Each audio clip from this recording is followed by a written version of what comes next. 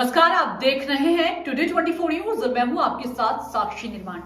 आइए शुरुआत करते हैं आज की कुछ बड़ी खबरों से। मेरठ पहुंचे सलमान ने मीडिया से बात करते हुए देश की सभ्यता और देश की सोच है, हम अपने बच्चों का नाम राम रखते हैं, जबकि आपने रहीम नाम नहीं सुना। जिससे अच्छे काम की अपेक्षा की जाए, जो सही राह दिखाए, वही नाम हम चुनते हैं और रखते हैं।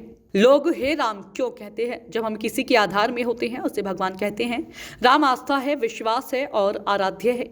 हिंदू धर्म का कर्ता धर्ता अपने आप को कोई नहीं कह सकता। हिंदू धर्म व्यापक है। सलमान खुर्शीद ने कहा कि भारतीय जनता पार्टी का हिंदुत्व कांग्रेस के लिए चुनौती है, बल्कि यदि नफरत है तो उसे हम समाप्त करेंगे, दूर करेंगे। देश में गंगा जमुना तहजीब है, संकट मोचक जहां होंगे वहां उनको आशीर्वाद मिलेगा। जहां राहुल नहीं पहुंचेंगे वहां उनकी कार्यकर्ता खड़ाऊ लेकर पहुंच जाएंगे। सलमान ने आगे कहा कि क्या मैं अपने नेता की तारीफ नहीं कर सकता हूं? राहुल जी के लिए कुछ कहने से पहले नागपुर से फोन करके पूछना पड़ेगा। देश प्रेम और मोहब्बत से चलेगा। राहुल गांधी ने एक आंदोलन शुरू किया है, देश से गरीबी, बेरोजगारी, युवाओं को रोजगार, बढ़ती कीमतों पर रोक लगाने के लिए। क्या यह काफी नहीं है? देश में कोरोना का अभी कोई वैज्ञानिक प्रोटोकॉल कोरोना का आएगा तो हम भी पालन करेंगे। उन्होंने कहा कि राम इमाम हिंद है, वो सर्वधर्म के हैं। उत्तर प्रदेश में 4 दिन 3 जिलों में भारत जोड़ो यात्रा रहेगी। हमें उम्मीद है कि जनता का भरपूर प्यार मिलेगा। भारत जोड़ो यात्रा सभी को एक करने की यात्रा। उन चौधरी जयंत सिंह को लेकर कहा, अभी न्योता दिया है, सभी पार्टियों को जोड़े जाने का प्रयास है। भूमि अगर चीन ने हड़प ली है तो उसका जवाब दो। ये दो देश जवाब चाहता है। और जब वो ये कहते हैं कि हमारी धरती हड़प ली, तो वो कहते हैं आप अपमान सैनिकों का कर रहे हैं। जब मैं किसी की तारीफ करता हूँ, भगवान राम की तारीफ करता हूँ, तो कहते हैं अपमान आप भगवान राम का कर रहे हैं। भगवान राम का अपमान वो बहस करके करते हैं। भगवान राम को विवादित ना करें। भगवान राम सबके हैं। हमारे तो शायरों ने भी कहा है, उर्दू शायर ने भी ये कहा है, भगवान राम इमाम हिंद हैं, इमाम हिंद हैं। तो उनको बुरा कहिए ना, मुझको बुरा कहने से पहले उनको बुरा कहिए कि इमाम हिंद क्यों कह दिया भगवान राम को। इमाम हिंद क्या होता है? क्या होता है इमाम हिंद? अब नागपुर से पूछ कर हम अपनी शब्दावली नहीं बदलेंगे। नागपुर से पूछ कर हम अपनी कार्रवाई नहीं बदलेंगे।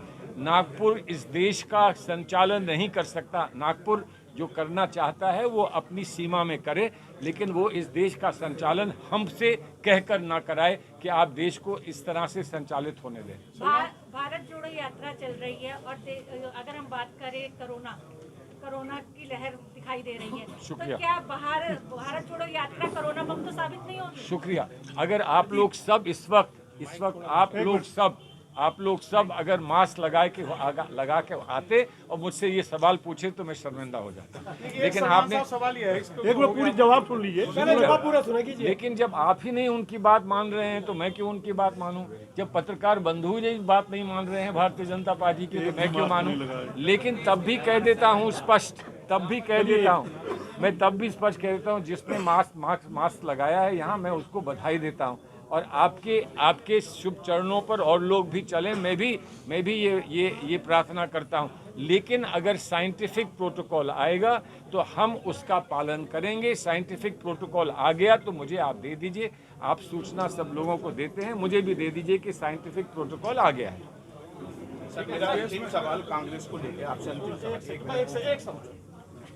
दुनिया की आधी आबादी महिलाओं के बिना क्या आपकी ये भारत जोड़ो यात्रा सफल हो सकती है? आज आप यहाँ बड़े लीडर हैं, इसके वो हैं, एक भी महिला आपकी पार्टी की यहाँ नजर नहीं आ रही है। आपकी पार्टी का संगठन महिलाओं का यहाँ मजबूत नहीं है, तो क्या बिना महिलाओं के यही तो यात्रा का लक्ष्य है कि जो मजबूत नहीं है उसको मजबूत करना है।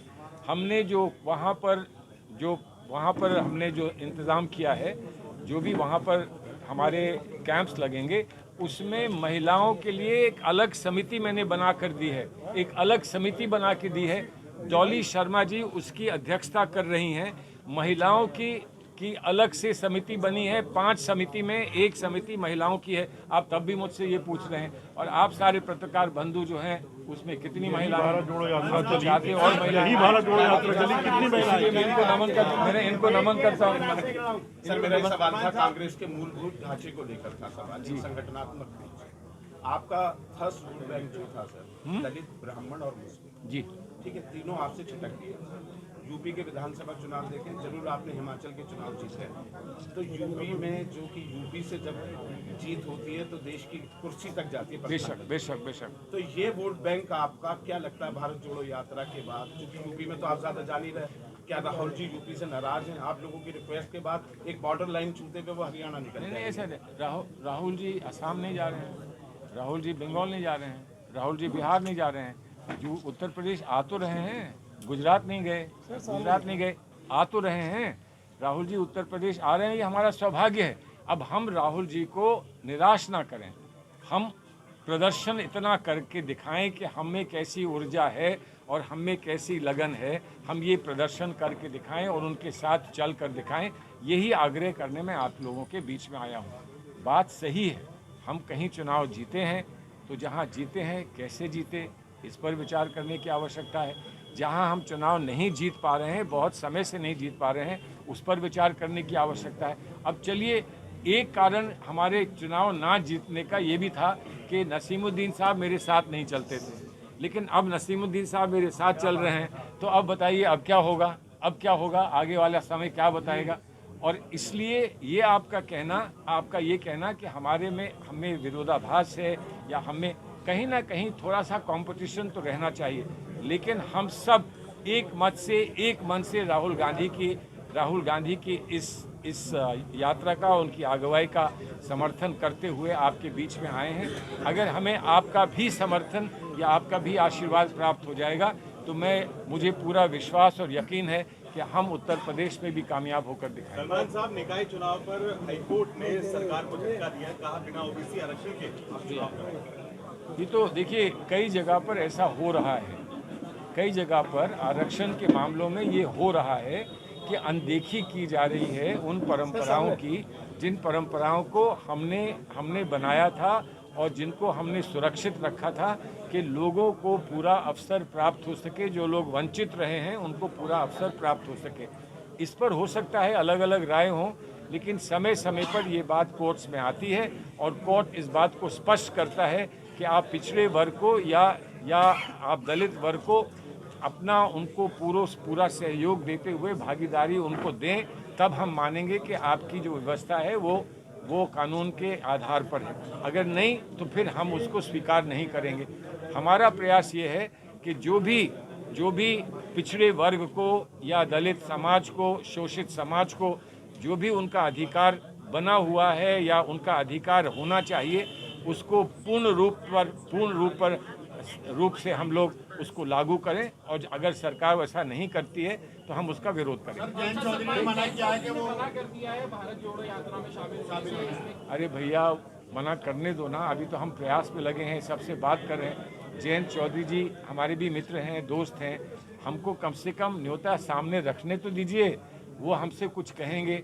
हमने कई लोगों से बात की है, बहुत सारे लोग आ रहे हैं, हम उनकी सूची आपको देंगे। बहुत सारे छोटे छोटे पार्टियां हैं जिनके नेता हमारे जो आ रहे हैं, जो नहीं भी आ रहे हैं, बहुत से लोगों ने हमें अपनी शुभकामनाएं दी हैं, और अगर वो नहीं आ सकते, शुभकामनाएं दे रहे हैं, तो हम वो भी आपको बताएंगे। लेकिन जब न्योता दिया जाता है, जब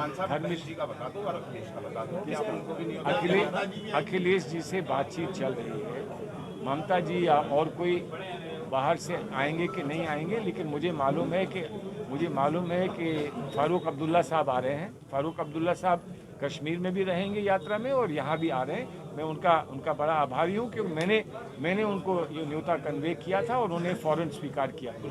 और गुलाम नबी आज़ाद अभी यहाँ आएंगे कि नहीं आएंगे मैं नहीं जानता, लेकिन यहाँ हमने आमतौर पे जो उत्तर प्रदेश से संबंधित नेता हैं उनको हमने न्योता दिया है।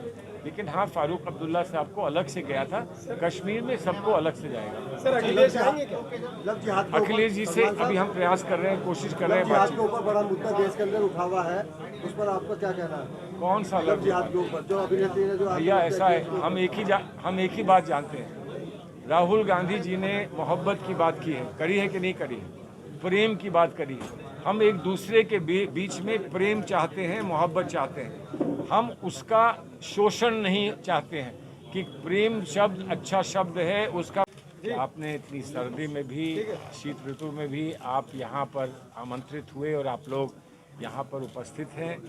और जो संदेश हम पहुँचाना चाह रहे हैं आम जनता को, पूरे देश को, पूरे प्रदेश को, उस संदेश को आप हमको सहयोग करेंगे उस संदेश को पहुँचाने में। इसके लिए मैं आभार प्रकट करता हूँ।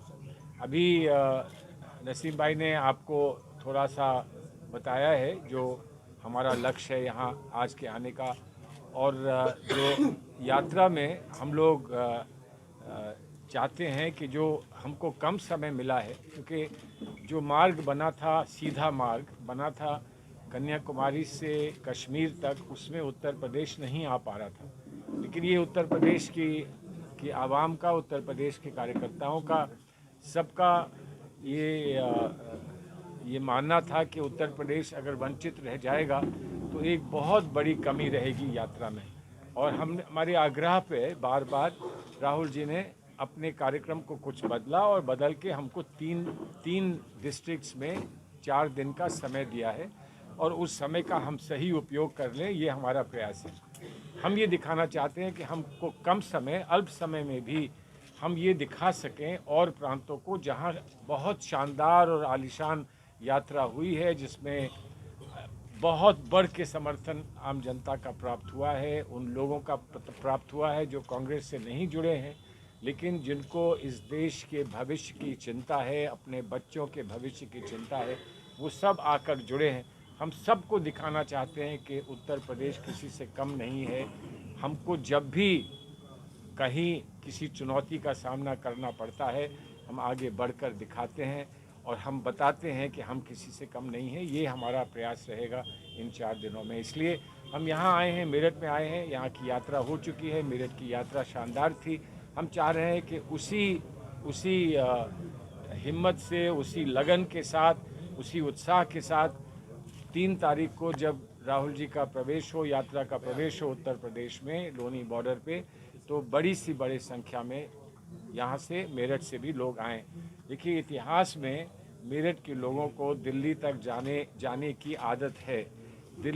दिल्ली पर बहादुर शाह जफ़र के समय पर अंग्रेज़ों से लड़ने के लिए मेरठ से ही सैनिक और मेरठ से ही आम लोग चलकर गए थे, दुहाई दी थी वहाँ जाकर लाल किले पर, और ये कहा था कि हमको मुक्त कराएं अंग्रेज़ों से।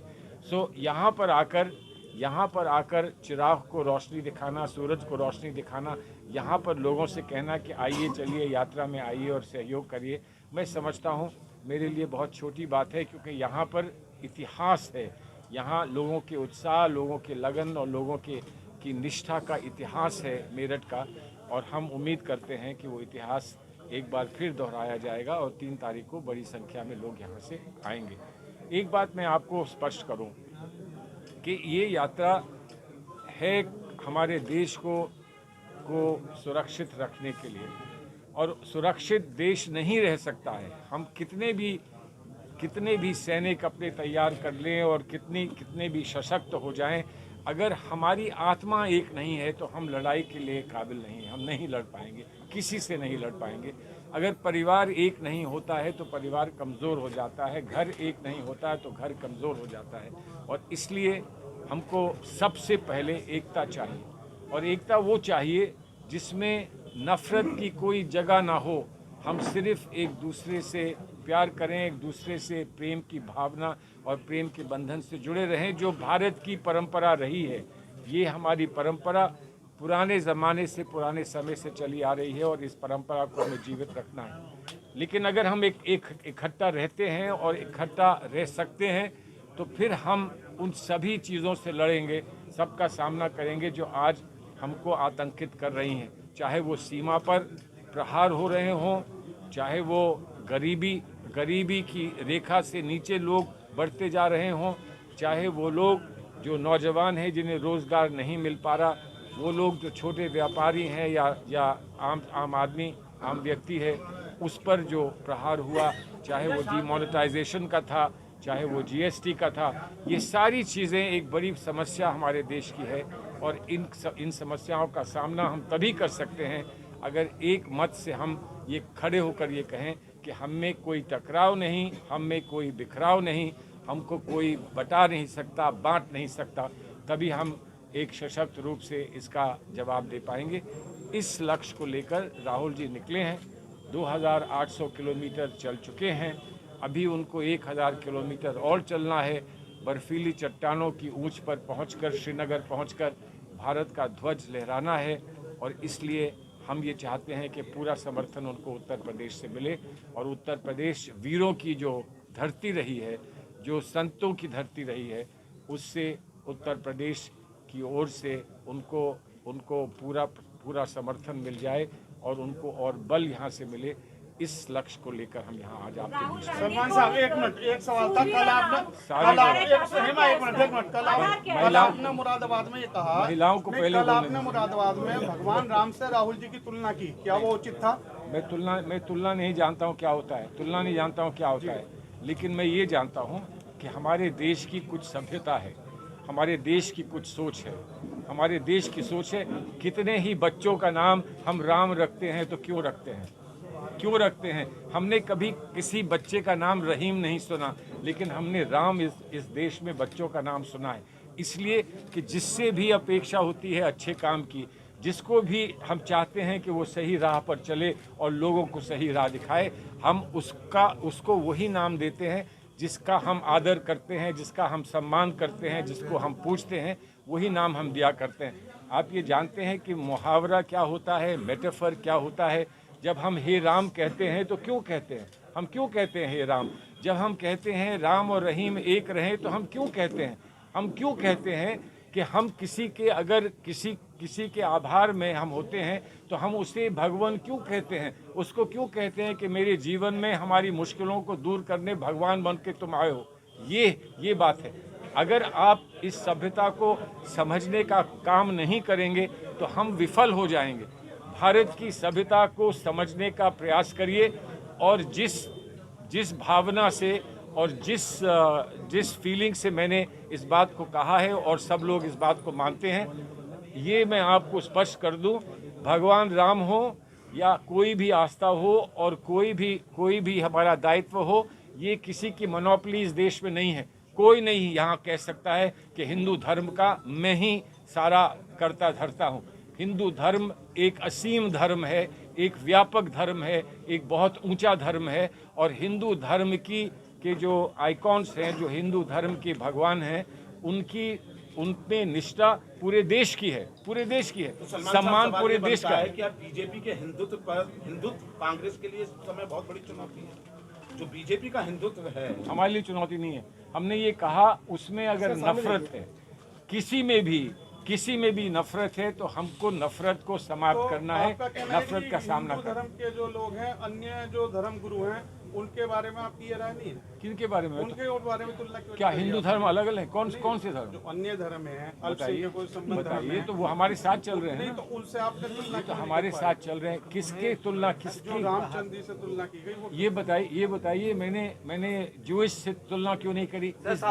इस देश की जो भावना है, जो सांस्कृतिक भावना है, इस देश में जो बहुसंख्यक साथी हमारे हैं, इस देश में गंगा जमनी तहजीब हम कहते हैं, तो गंगा जमुना तहजीब में आप कह दें कि तहजीब में आपने कैसे डाल दिया गंगा हमारी है, जमुना तुम्हारी है? बेड़ा पार लगाएंगे राहुल गांधी, इसलिए उनसे राम की तुलना है कि क्या किसकी? संकट से बाहर निकालेंगे विषमताओं। संकट मोचन है कि नहीं? संकट मोचन तो भगवान हनुमान जी थे ना, संकट मोचन। तो यहाँ कोई संकट मोचन अगर होगा तो उसको आशीर्वाद मिलेगा, क्यों नहीं मिलेगा? जो संकट मोचन है आज, राहुल गांधी संकट राहुल गांधी के लिए जो मैंने कह दिया वो कह दिया, उनको 4 नाम मत दीजिए। राहुल गांधी को मैंने जो कह दिया, ये कहा कि जहां राहुल गांधी नहीं पहुंचेंगे, वहां राहुल गांधी जी के दूत पहुंचेंगे। ये कहा ना, खड़ाऊ लेकर पहुंचेंगे, तो पहुंचे हैं दूत। सलमान साहब, इसमें ये सवाल बने जो बीजेपी आरोप लगाती है कि कांग्रेस की इस समय सबसे बड़ी प्रॉब्लम ये है कि राहुल के इर्द गिर्द चाटुकारों की कभी नहीं है। आप मुझे ऐसा कह रहे हैं? आरोप लग रहा है। आप मुझे मेरा पर्सनल सवाल नहीं, बीजेपी आरोप ये लगा रही है। और कुछ कांग्रेसी, क्योंकि आपके कांग्रेसियों में कितना विरोधाभास था पहले अध्यक्ष को लेकर, तो ये कहा जा रहा है कि कांग्रेस में एक व्यक्ति को खुश करने के लिए उसके आला लीडर समस्याओं को दूर करने के बजाय एक व्यक्ति की पूजा अर्चना और उसकी चाटुकारिता में लगे रहते हैं। कि आपके बयान के संदर्भ में सलमान साहब देखना चाहिए, इतने सीनियर लीडर आप हैं। सुन लीजिए, सुन लीजिए, मैं अपने नेता की तारीफ नहीं कर सकता हूँ। मैं उनसे पूछूंगा, मैं उनसे आदेश लूंगा, नागपुर फोन करूंगा कि मैं राहुल जी के लिए कुछ अच्छा कह सकता हूँ कि नहीं कह सकता हूँ। मैं उनसे पूछूंगा, मुझे नागपुर से पूछना पड़ेगा, उनसे पूछ कर मैं कहूँगा। दूसरी बात यह है, जब मैं कह रहा हूँ कि राहुल जी ने एक आंदोलन छेड़ दिया है, वो आंदोलन है हमको गरीबी को हटाना है, वो आंदोलन है कि हमें बेरोजगारी को समाप्त करना है, वो आंदोलन है कि हमें रोजगार नौजवानों को देना है, वो आंदोलन है कि आज जो बढ़ती कीमतें हैं उन पर हमें रोक लगानी है। तो ये कुछ काफ़ी नहीं है बीजेपी के लिए।